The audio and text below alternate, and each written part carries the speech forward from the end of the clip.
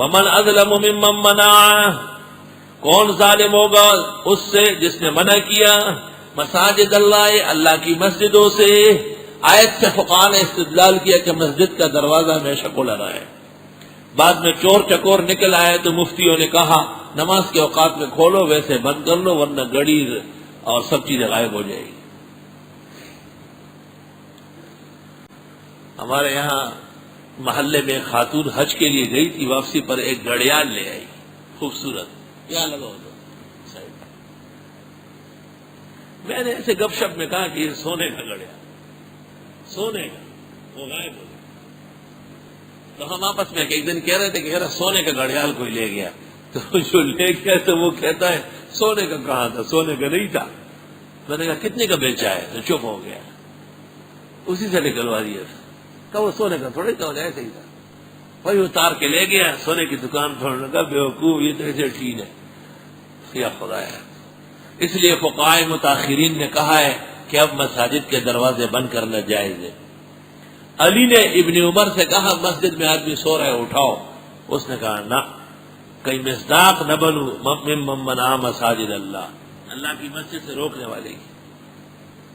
وسعت ان یذکر فی حسمہ، کون بڑا ظالم ہے اس سے جو روکتا ہے اللہ کی مسجدوں سے۔ اللہ کی مسجدوں سے کون روکتا ہے؟ جو مسجد میں شرک اور بدعت کرتے ہیں، جنہیں دیکھ کر اہل حق نہیں آتے۔ ترمذی جلد اول صفحہ 50۔ ابن عمر بما اصحاب کے داخل مسجد ہوئے اور وہاں پر تصویب ہو رہی تھی، فرمایا اخرجوا عن مسجد هذا المبتدع، نکلو یہ بدعتیوں کی مسجد ہے۔ تو بدعات کی وجہ سے ابن عمر کو جانا پڑا۔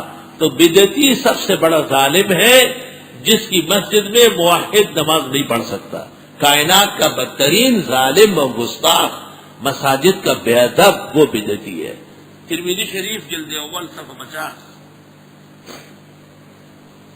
کون بڑا ظالم ہوگا اس سے جو منع کرتا ہے اللہ تعالیٰ کی مسجدوں سے۔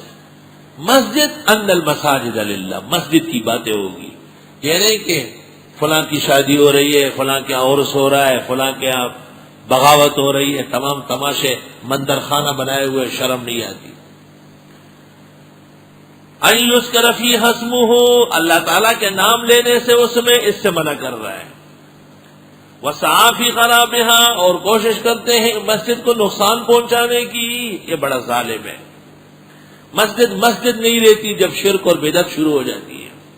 اولئک ما کان لہم ان یدخلوہا، یہ وہ لوگ ہیں کہ جائز نہیں ہے ان کے لیے کہ آ جائیں مسجد میں، مسجد میں ان کو آنا نہیں چاہیے، الا خائفین، مگر ڈرتے ہوئے خدا کا خوف کر کے مسجد میں آؤ۔